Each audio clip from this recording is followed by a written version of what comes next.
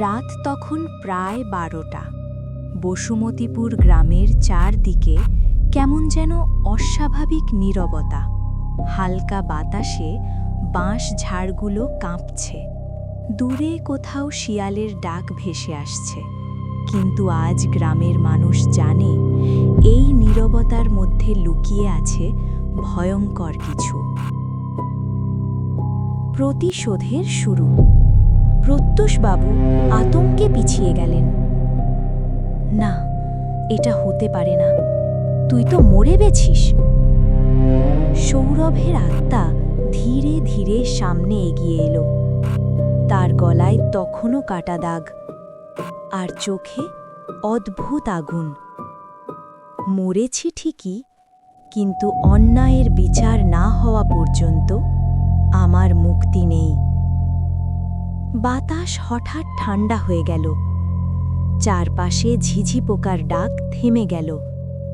গ্রামের সব কুকুর একসাথে হাউ মাউ করে ডাকতে লাগল। সৌরভ বলল, আজ শেষ রাত প্রত্যুষবাবু। পিশাচের রূপ। হঠাৎ সৌরভের শরীরটা কেমন যেন বদলাতে শুরু করল।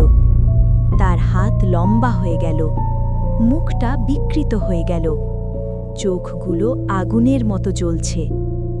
গ্রামের পুরনো লোকেরা যাকে বলে পিশাচ। সৌরভ আর মানুষ নেই, সে এখন প্রতিশোধের পিশাচ। শেষ বিচার।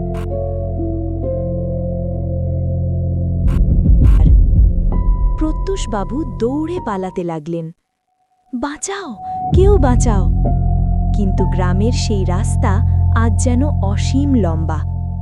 তিনি যত দৌড়ান, রাস্তা তত লম্বা হয়।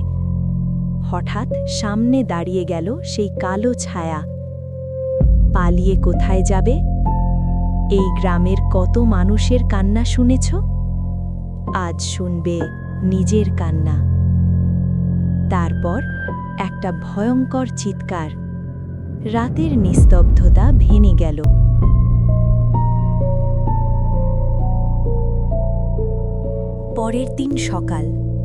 পরের দিন সকালে গ্রামের মানুষ শুনল প্রত্যুষবাবুর মৃতদেহ পাওয়া গেছে। গলার পাশে বড় ক্ষত, ঠিক একইভাবে যেভাবে মারা গিয়েছিল অন্যরা। গ্রামের সবাই ভয়ে বলাবলি করতে লাগল, এটা মানুষের কাজ না, এটা পিশাচের বিচার। তপনের শেষ কথা। হরেন দৌড়ে এসে তপনকে খবর দিল। সব শুনে তপন অনেকক্ষণ চুপ করে রইল। তারপর ধীরে ধীরে আকাশের দিকে তাকিয়ে বলল, বাবু, তুই তোর বিচার করে ফেলেছিস। তার চোখে তখন অশ্রু, কিন্তু সেই অশ্রুর মধ্যে ছিল শান্তি। 1 মাস পরে গ্রাম আবার শান্ত হয়ে গেছে। মানুষ এখন আর ভয়ে থাকে না। প্রত্যুষবাবুর জমিতে তৈরি হচ্ছে নতুন স্বাস্থ্যকেন্দ্র। সেই স্বাস্থ্যকেন্দ্রের সামনে একটা ছোট্ট ফলক বসানো হয়েছে। তাতে লেখা, ডাক্তার সৌরভ স্মৃতি স্বাস্থ্যকেন্দ্র।